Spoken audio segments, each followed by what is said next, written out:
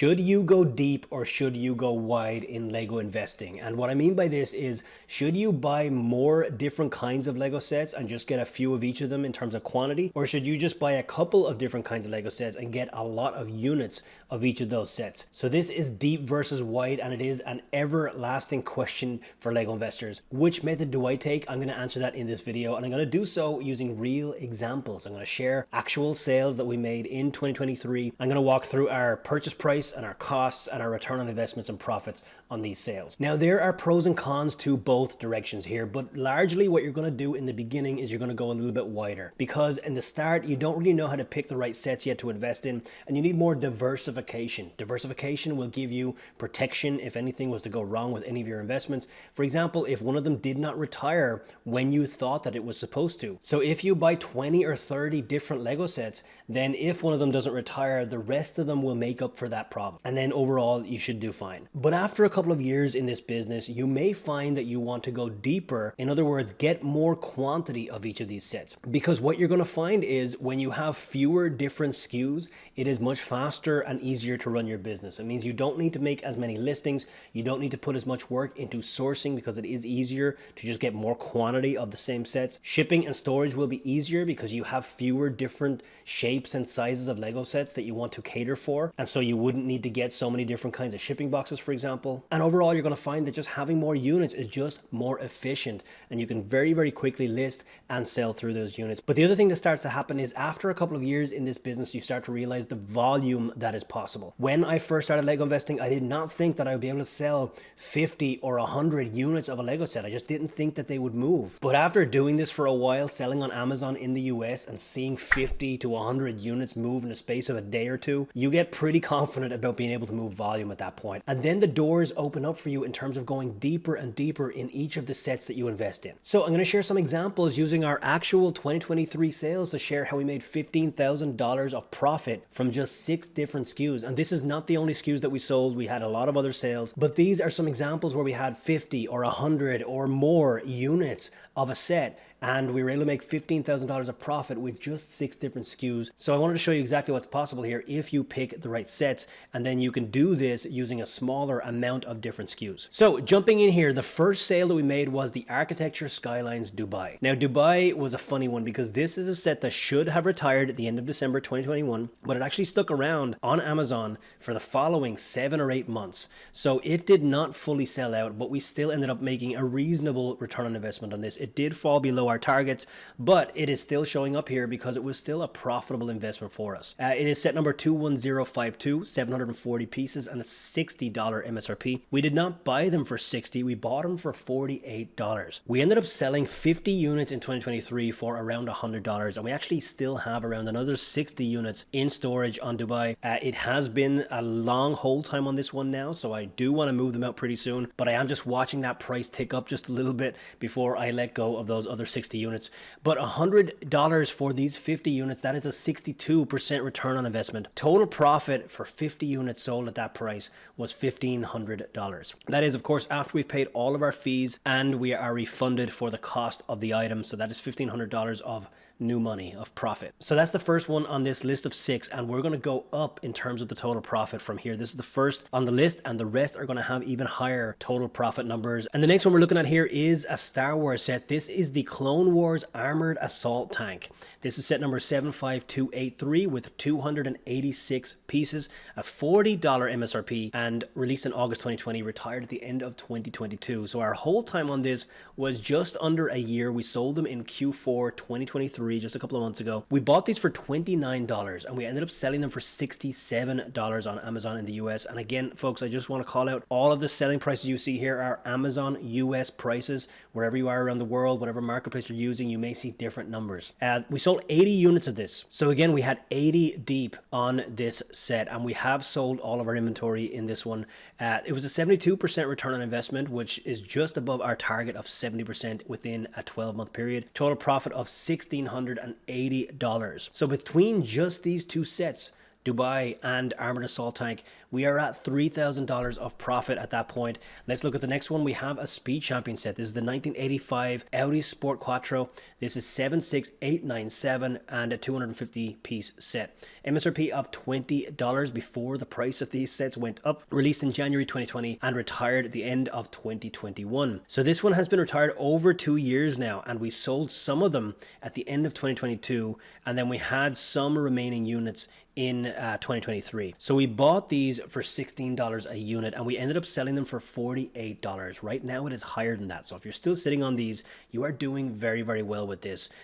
This and the other two Speed Champion sets in that wave, that includes the Nissan and the Ferrari, all have been phenomenal investments. We sold 105 units of this in 2023 with 114% return on investment. That is a $1,908 total profit on that one. So with these three sets, we are now above a $5,000 profit just across these three sets. Next up, we're talking about the Stormtrooper helmet. This is 75276, 647 pieces and a $60 MSRP. Released in April of 2020, retired at the end of 2021. We sold actually more in 2022, but we had 30 units remaining in 2023, $48 purchase price, and we sold them for $185. So selling 30 of these for 185 bucks, that was a pretty good sale, and it was a 207% return on investment for a total profit of around $3,000. Now in number 5 here, we have another Star Wars set. This is the Mandalorian Starfighter. This is 75316 with 544 pieces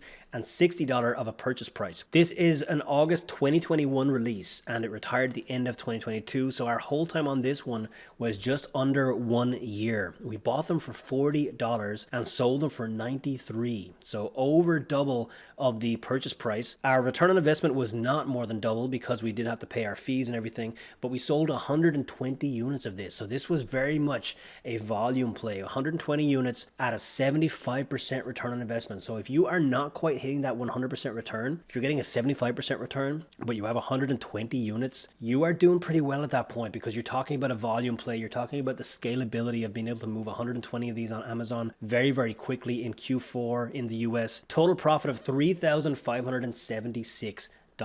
And we are not done, because we have one more set on this list to round out our profit of $15K from 6 different Lego sets, and it is Harry Potter Hagrid's Hut. So this is set number 75947, 496 pieces and a $60 MSRP. This was a June 2019 release and a December 2021 retirement. So this was slightly longer of a hold time than the previous set, but it still was under 2 years when we were selling these during 2023. And the important thing about this sale is the purchase price. We bought these for $30. That was half price. Now the thing to note about this one is that really the success on this was all in the purchase price. We bought these for half price, so our purchase price was $30. This set has not gone up in value a whole lot. $83 on Amazon is what we sold them for. It was a $60 set, so it went up a little bit, but not a whole lot. The reason we were able to make an 85% return on investment was because we bought it for $30 a unit. We were able to pick up 155 units of this at half price. So again, folks, that is the importance of looking for those low priced opportunities. If you can buy a set for half price, and if you know the demand is still going to be there in retirement, and even if the price just goes up a little bit from 60 to 80 or 83 in this case, at that point you're talking about an 85% return on investment. And if you can pick up 155 units of it, then you are talking about $3,955 of profit. And this was exactly what I expected to happen. I did not expect Hagrid's Hut to be a great investment. I knew that this one was going to have heavy supply in the aftermarket because it was heavily discounted while it was available in retail stores. And whenever you see heavy discounts, essentially that tells you that it is likely that there's going to be a lot of supply out there. But when the discount is so good that you can get it for half price, if there are some other good signals about the set, that doesn't mean that we buy all Lego sets at half price, but if there are some other good signals, then it significantly reduces any risk involved, because you only need the price to go up a little bit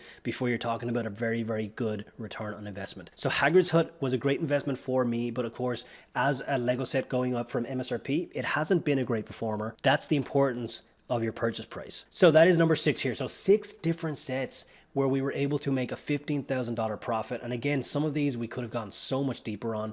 These were just 2023 numbers as well. We did make sales for some of these sets in 2022, and we still have some units of some of the other sets today that we will be selling this year in 2024. And I also want to say that this was a couple of years ago when I was buying these sets, because of course we have to wait a while before we sell them. So 2023 sales means they were 2022 or 2021 purchases. And back then I was going a little bit less deep than I do today. Today I go a lot deeper. And in 2023, for example, in our buying strategy, we bought between 300 and 400 units of a handful of different sets. So we are going deeper and deeper. Again, that just comes with the years that you do this, and you start to realize what is possible in terms of volume and how easy it is to sell Lego sets, especially in Q4 every year. So my answer to this question about going deep versus going wide is this.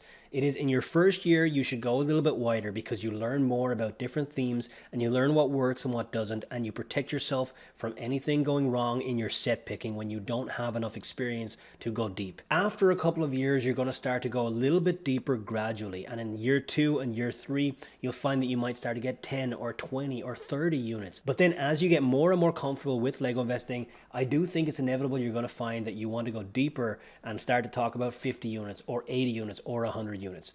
I also want to point out that really the way we should think about this is the investment amount. In other words, the dollars that you were investing as opposed to the unit count, because 100 units of a Speed Champion set is very different than 100 units of a $200 modular. So really you got to be thinking about the actual dollar amount that you're investing, and whether you're investing 1,000 in a set or 3,000 or 10,000. And then as you get more and more experience, you can start to increase and double down and go a little bit deeper. But again, I do recommend that you only do those things when you start to feel comfortable in your ability to pick sets, and also make sure you're buying them at the right price. Because folks, if you are not succeeding with Lego investing right now, in my opinion, it is either because you're picking the wrong sets or you're buying them at the wrong price. If you fix these two things, in my opinion, there is no way that you cannot be successful with Lego investing. Now, there's one more question that you may have, and it is, Shane, you're talking about, how wide to go, but how many different SKUs are you really talking about here? How many SKUs do you typically get? Do you get 5 different SKUs or 6 different SKUs, or do you get 50? The answer is, once again, it will change over time. In your first couple of years, you may find yourself getting between 30 and even 40 different Lego sets and getting a couple of units of each of them. But as you start to go deeper over the next couple of years, what I like to do is try to get somewhere between 10 and 20 different sets a year. And usually for me, that means more like 15 to 20, because what happens is you see great opportunities and then you have to reevaluate your hit list.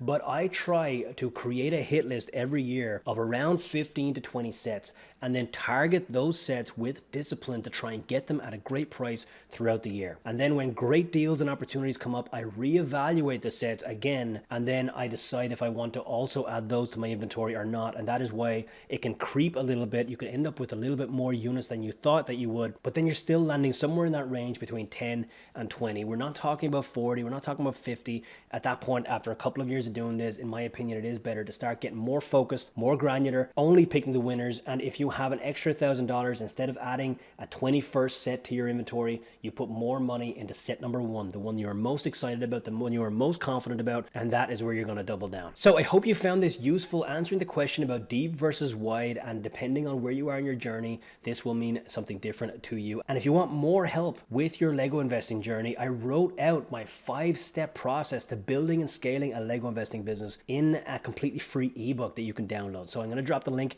in the description down below so you can grab that ebook and learn my framework. And with that, thank you so much for being here. I'm Shane from brickbucks.net, and make this your year to lift off and be free.